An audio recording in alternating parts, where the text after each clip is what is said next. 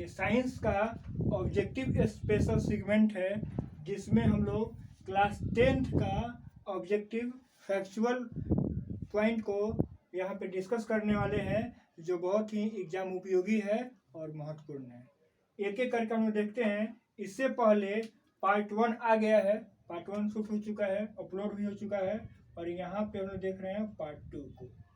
Part 1 में 1 से लेकर 33 तक के महत्वपूर्ण फैक्ट्स को कवर किया गया है। यहाँ से हम लोग 34 से लेकर और 64 तक के फैक्ट्स को यहाँ पे पार्ट 2 में हम लोग डिस्कस करेंगे। शुरू करते हैं। सौर स्थिरांक। सौर स्थिरांक का मान 1 किलोवाट पर मीटर स्क्वायर होता है। दूसरा 35 नंबर वाला में देखते हैं हम लोग कि फेरस सल्फेट का क्रिस्टल का रंग, फेरस सल्फेट के क्रिस्टल का रंग कैसा होता है, तो हरा होता है। फिर देखेंगे हम लोग AgCl का रंग कैसा होता है। AgCl का मतलब कि चांदी है। Ag का क्या होता है, चांदी। और AgCl का रंग क्या होता है, तो सफेद होता है, श्वेत होता है, व्हाइट होता है। AgCl का रंग सफेद या श्वेत होता है, व्हाइट। AgBr, यहाँ पे AgCl है, मतलब चांदी का क्लोराइड के साथ, और यहाँ पे चांदी का ब्रोमीन के साथ। ये सूर्य के प्रकाश में अपघटित हो जाता है। प्रश्न आएगा इनमें से कौन सूर्य के प्रकाश में अपघटित होता है, तो AgCl, AgBr, Agi, इस तरीके से कुछ ऑप्शन आ सकता है। तो क्या लगाएंगे, AgBr। आगे बढ़ते हम लोग। यूरेनियम। यूरेनियम का एक परमाणु, यहाँ पे देख लीजिए थोड़ा सा। यूरेनियम, ये यूरेनियम का सबसे प्रमुख समस्थानिक है। ये यूरेनियम का सबसे प्रमुख समस्थानिक है, आइसोटॉप्स है। कहने का मतलब यहाँ से और क्या याद कर सकते हैं कि यूरेनियम का परमाणु क्रमांक 92 होता है। परमाणु क्रमांक 92 होता है, और इसका मास नंबर 235 होता है। और जब हम इसकी आइसोटॉप्स की बात करेंगे तो इसके प्रमुख आइसोटॉप्स कौन कौन है, तो 234, 235, 238, ये इसके प्रमुख आइसोटॉप्स हैं। जिसमें से ये वाले यूरेनियम से एक परमाणु के विखंडन से 931 मेगा इलेक्ट्रॉन वोल्ट ऊर्जा प्राप्त होता है। 931 मेगा इलेक्ट्रॉन वोल्ट ऊर्जा प्राप्त होता है। SO2 अपचायक और उपचायक दोनों होता है। मतलब कि SO2 जो है ऑक्सीडाइजिंग एजेंट और रिड्यूसिंग एजेंट दोनों का एग्जाम्पल है। एग्जाम में आएगा कि कौन ऑक्सीडाइजिंग एजेंट और रिड्यूसिंग एजेंट का एक उदाहरण है, तो क्या होगा, SO2। आगे बढ़ते हैं हम लोग। CuSO4 इंटू 5H2O को क्या कहते हैं। CuSO4 इंटू 5H2O को क्या कहते हैं, तो इसे कहते हैं हम लोग नीला थोथा। क्या कहते हैं, नीला थोथा। नीला थोथा का एक और नाम है टूटिया। क्या नाम है, टूटिया, नीला थोथा। CuSO4 into 5H2O। यहाँ पे आगे बढ़ते हैं लोग। लिटमस पत्र। लिटमस पत्र कैसा होता है, तो यह उदासीन नेचर का होता है। कैसा होता है, उदासीन नेचर का होता है, जिसके द्वारा लिटमस पत्र के माध्यम से हम लोग किसी विलयन का अम्लीय तथा क्षारीय की पहचान करते हैं। अगर कोई विलयन लिटमस पत्र को डालने पे अगर वो लाल हो जाता है तो अम्ल है, नीला होता है तो क्षार है। लेकिन लिटमस पत्र का रंग कैसा होता है, तो वह हरा होता है। कैसा होता है, हरा होता है। आगे बढ़ते हैं हम लोग। चीनी का केमिकल फॉर्मूला। चीनी का केमिकल फॉर्मूला क्या होता है, तो C12H22O11। C12H22O11। इसी के साथ एग्जाम में एक और केमिकल फॉर्मूला बहुत ही महत्वपूर्ण है, पूछा जाता है ग्लूकोज का। ग्लूकोज के क्या होता है, तो C6H12O6। C6H12O6। आगे बढ़ते हैं हम लोग कि हमारे शरीर का पीएच कितना से कितने के बीच होता है। हमारे शरीर का पीएच का वैल्यू जो रेंज है वो कहाँ से कहाँ तक होता है, तो 7.0 से 7.8 तक। 7 से 7.8 तक। फिटकरी का केमिकल फॉर्मूला क्या है, फिटकरी का केमिकल फॉर्मूला क्या है, तो K2SO4 इंटू AlSO4 का होल ट्वाइस 3 इंटू 24H2। ध्यान से देख लीजिए, याद हो जाएगा। K2SO4 इंटू Al एल्यूमिनियम, और यहाँ पे SO4 है, इसको ब्रैकेट में लेंगे, और एल्यूमिनियम पे +3 चार्ज होता है, +3 चार्ज होता है एल्यूमिनियम पे, तो ऊपर में +3 चार्ज होता है, तो यहाँ पे नीचे में आ जाएगा। और SO4 पे -1 होता है, तो यहाँ पे रह गया। तो इस तरीके से हम लोग याद कर सकते हैं, एडजस्ट कर सकते हैं। बस आगे बढ़ते हैं हम लोग। लेड नाइट्रेट को गर्म करने पे क्या बनता है? NO2 + O2 प्राप्त होता है। NO2 + O2 प्राप्त होता है किससे? तो लेड नाइट्रेट को जब हम गर्म करते हैं तो। जर्मन सिल्वर एक मिश्र धातु है। जर्मन सिल्वर एक मिश्र धातु है, जिसमें कौन कौन से एलिमेंट होते हैं, किन किन से मिल के बना होता है? तो nickel, copper, zinc. Nickel, copper, zinc.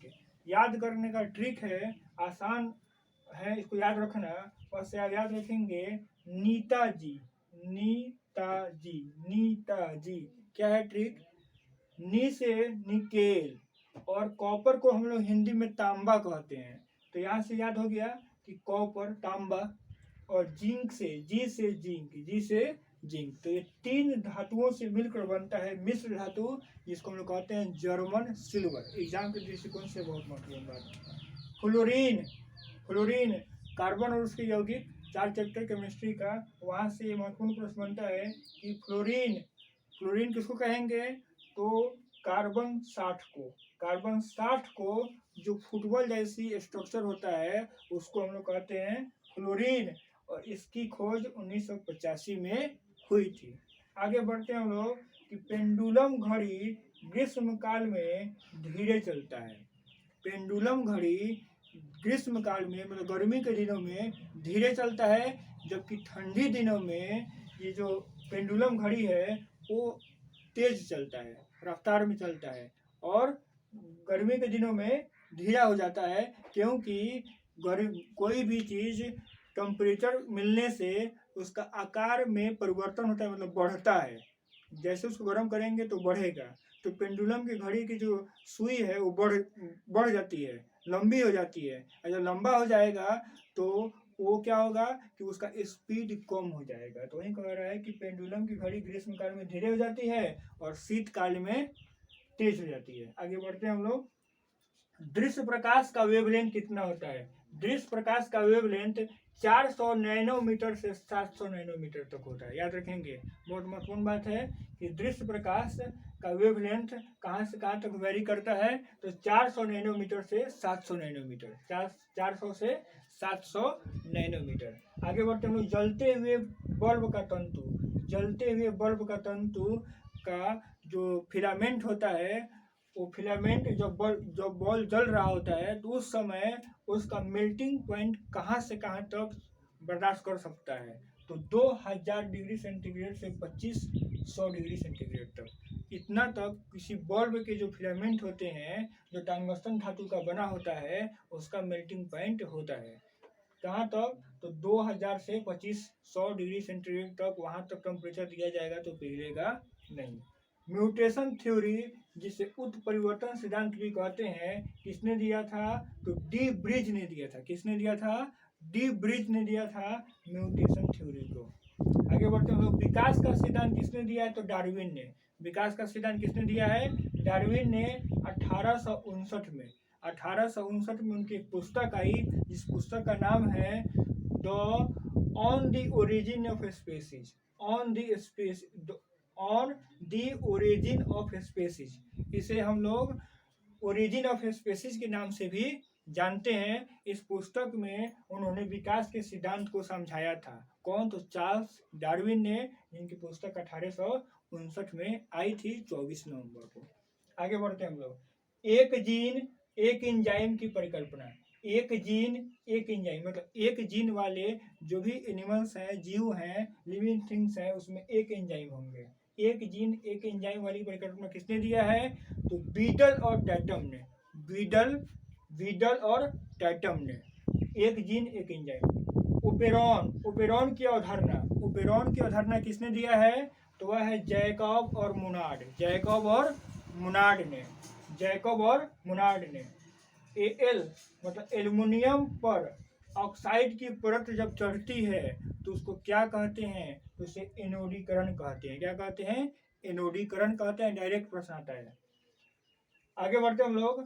जब एफी मतलब लोहा, लोहा आयरन, आयरन को ऑक्साइड से अभिक्रिया कराते हैं तो क्या बनता है? Fe3O4 बनता है। मतलब यह जो है समीकरण संतुलित नहीं है, बैलेंस नहीं है, इस पर ध्यान रखेंगे। ऐसे ही समझाने के लिए दिया गया है कि Fe को ऑक्साइड से जब हम अभिक्रिया कराते हैं तो क्या बनता है? फेरिक ऑक्साइड बनता है। क्या बनता है? फेरिक ऑक्साइड बनता है। इसको हम लोग हेमाटाइट के भी नाम से जानते हैं, जो लोहा का अयस्क है। लोहा का दो प्रमुख अयस्क हेमाटाइट और मैग्नेटाइट, दो प्रमुख जो दोनों महत्वपूर्ण अयस्क है, जिसको हम लोग यहाँ पे इसका केमिकल फॉर्मूला भी देख सकते हैं। Fe3O4, इसी को कहते हैं हम लोग क्या? तो हेमाटाइट, जो लोहा का अयस्क है। हेमाटाइट मैग्नेटाइट लोहा का अयस्क है, और एल्युमिनियम का अयस्क बक्साइट है। एल्युमिनियम का अयस्क क्या है? बक्साइट है। याद रखेंगे, बहुत ही एग्जाम में ये सब प्रश्न बार बार आने वाला प्रश्न है। यहाँ पे नोट कर लेंगे कि एल्युमिनियम का ऑक्साइड क्या है? तो बक्साइट है। एल्युमिनियम का अयस्क, एल्युमिनियम का अयस्क कौन है? तो बक्साइट है। आगे बढ़ते 1 ग्राम गोल्ड, 1 ग्राम सोना को लेके हम उसका पतला तार कितना बना सकते हैं? तो 2 किलोमीटर तक। 2 किलोमीटर तक 1 ग्राम सोना को लेकर उसका पतला तार बना सकते हैं, क्योंकि उसमें सबसे ज्यादा तन्यता के गुण पाया जाता है। गोल्ड में सबसे ज्यादा तन्यता का गुण पाया जाता है, इसलिए 1 ग्राम गोल्ड से हम लोग 2 किलोमीटर लंबा तार खींच सकते हैं। प्रश्न ये भी बनता है कि किस एलिमेंट का, किस धातु का तन्यता का गुण सबसे ज्यादा होता है? तो गोल्ड। गोल्ड मतलब सोना। आगे बढ़ते हैं लोग। कैलेमाइन, कैलेमाइन किसका अयस्क है? तो यह जिंक का अयस्क है। कैलेमाइन किसका अयस्क है? तो जिंक का अयस्क है, जिसका केमिकल फॉर्मूला होता है Zn(CO3). Zn(CO3) कैलेमाइन का फॉर्मूला होता है, जो जिंक का अयस्क है। यहाँ पे लोग देखेंगे कैल्शियम का एक अयस्क है जो फेमस है, फ्लोस्पार। फ्लोस्पार किसका अयस्क है? तो कैल्शियम का है, CaF2। आगे बढ़ते हैं हम लोग। मैलेरिक अम्ल, मैलेरिक अम्ल का रासायनिक फॉर्मूला क्या होता है? तो यह है C4H9COOH। C4H9COOH जो मैलेरिक अम्ल है। मैलेरिक अम्ल कॉमन नाम है इसका। जब हम लोग बनाएंगे यूपेक नेम तो क्या बनेगा? तो ब्यूटेरिक एसिड। क्या बनेगा? Butyric acid. क्योंकि यहाँ पे जब 4 कार्बन होता है तो उसका होता है ब्यूटेन। क्या होता है? ब्यूटेन। तो उससे क्या बनेगा? Butyric acid. आगे बढ़ते हैं हम लोग। ये कॉमन नाम मैलेरिक एसिड जो प्रश्न पूछा जाता है उसको हम लोग देखें। आगे हम लोग देखेंगे साबुन का। साबुन का रासायनिक फॉर्मूला क्या होता है? तो यह है C17H35COO, और माइनस में चार्ज होता है और इसके साथ प्लस चार्ज Na जुटा होता है, सोडियम जुटा होता है। आगे हम लोग बढ़ेंगे, याद रखेंगे 1735 और Na साबुन में रहेगा। सल्फाइड ओर का सांद्रण, सल्फाइड ओर का सांद्रण किस विधि से होता है, किस मेथड से होता है? तो वह है फेन प्लावन विधि। फेन प्लावन विधि या ऑप्शन में रहे फेन उत्प्लावन विधि, दोनों हो सकता है, दोनों एक ही बात है। एक धातु जिसे हथेली पे हम रख सकते हैं, एक धातु जो हथेली पे रखने पे पिघलने लगती है, कौन सा धातु है जिसे हथेली पे रखने से वह पिघलने लगती है? वह है सीजियम। कौन ऐसा धातु है जिसे हम हथेली पे रखेंगे, हाथ पे रखेंगे तो पिघलने लगेगी? तो वह है सीजियम। क्या है? सीजियम। सीजियम का संकेत CS होता है। क्या होता है? CS होता है। कभी कभी एग्जाम में परमाणु क्रमांक और परमाणु संकेत दोनों पूछा जाता है, तो दोनों बात पे ध्यान देंगे हम लोग। Alkane, alkene, alkyne, alkane, alkene, alkyne, CnH2n+2, CnH2n और CnH2n-2 इसका कॉमन फार्मूला होता है। कॉमन फार्मूला क्या है? CnH2n+2, +2 वाला एल्केन, CnH2n एल्कीन, और CnH2n-2 क्या है? तो एल्काइन। एन इन आइन, एन इन आइन, एल्केन एल्कीन एल्काइन, +2 कुछ नहीं और -2। आगे बढ़ते हम लोग। ये क्या है तो ये रिएक्टिविटी बता रहा है कि सबसे ज्यादा कौन क्रियाशील है, तो एल्काइन वाला ग्रुप होता है, और उसके बाद एल्कीन, उसके बाद एल्कीन, सबसे ज्यादा क्रियाशील। आगे हम लोग बढ़ेंगे। हम लोग देख रहे हैं 64 नंबर में पेंटेन। पेंटेन के 3 आइसोमर होते हैं। पेंटेन के कुल कितने आइसोमर होते हैं? 3 आइसोमर होते हैं। अब ये आइसोमर कैसे निकालते हैं हम लोग, क्या इसके पीछे का कहानी है, और इस वीडियो में भी बहुत ऐसे कॉन्सेप्चुअल पार्ट हैं जिसको लॉन्ग वीडियो में बताया जाएगा। यहाँ पे हम लोग बस और बस सिर्फ और सिर्फ ऑब्जेक्टिव स्पेशल बात कर रहे हैं। यहाँ पे बस क्या है कि फैक्चुअल बातों पे ध्यान दिया जा रहा है। यह साइंस का पार्ट 2 है और क्लास 10th का ये वीडियो है। यहाँ पे ऑब्जेक्टिव बात किया जा रहा है, फैक्चुअल बात किया जा रहा है। अगले पार्ट में हम लोग इसको आगे बढ़ाने के काम करेंगे।